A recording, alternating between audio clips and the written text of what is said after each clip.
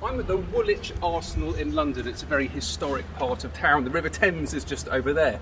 And this is where the Lloyd's Register Foundation keep their archive. And we're here to film some ship models. As part of their collection, they have the most wonderful ship models.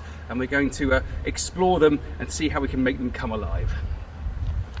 Now, the Lloyd's Register Foundation is a marine classification society, and they've been guaranteeing the safety of ships for more than 260 years. And this is where they keep all of the documents, all of the ship plans, all of the surveys, all of the damage reports, the accident reports. It's a fantastic collection. And as part of that collection, they have some ship models.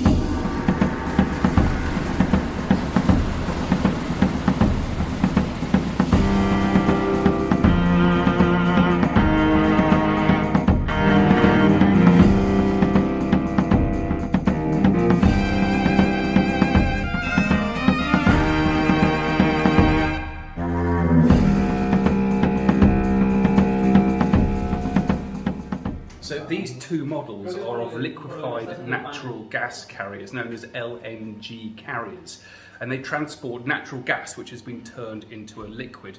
They're extraordinary vessels, and because they have to carry this liquefied natural gas at atmospheric pressure and at minus 160 degrees Celsius. So it took generations of the most talented engineers to invent ships that could even carry this type of gas.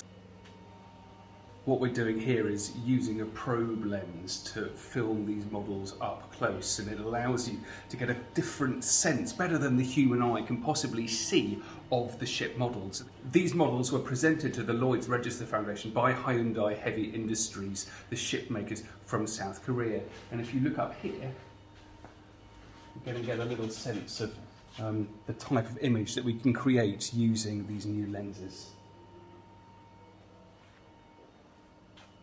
The advantage of liquefied natural gas is that it's non-toxic, it's non-corrosive, it's non-explosive, it's colourless and it's odourless, and if there's a disaster at sea, it doesn't cause any impact on the marine environment. And that's why it was so important to develop a way of being able to transport this type of energy around the globe. And these two models represent a key moment in that invention process. The ship at the back from 1999, the Hyundai Technopia. What we've actually got here are two different ships representing two different designs which provide a solution to how to transport this liquefied natural gas. The one at the back is called a Moss spherical tank system. It was designed in Norway in the 1970s. And the ship at the front has an integral design, so the liquefied natural gas is actually stored inside the hull. That's why there's a cutaway in the front of that vessel showing the design solution to enable that ship to carry that gas. The vessel at the back can carry 137,000, or a little bit more than that, cubic meters of liquefied natural gas. Now, the first LNG carrier, built in the 1950s, late 1950s, could carry just 5,000 cubic meters of natural gas.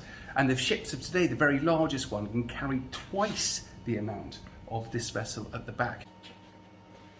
They've flipped the models round now, so we're filming the reverse side. You need to be able to film full 360 degrees to see what's going on. And this angle really makes the design differences between the ships very clear. So with the Moss spherical system, this side, you can see how much higher the superstructure is of the vessel. You can see that the engine house and the bridge are very high up. And that makes it slightly less aerodynamic than the other vessel. Now, the other vessel has the majority of the cargo actually inside the hull itself, rather than in tanks, which are then put on the hull, which means that it has a lower superstructure. It's more efficient in terms of cargo that could actually be put in the vessel. Nonetheless, these two very different designs for carrying LNG have really stood the test of time.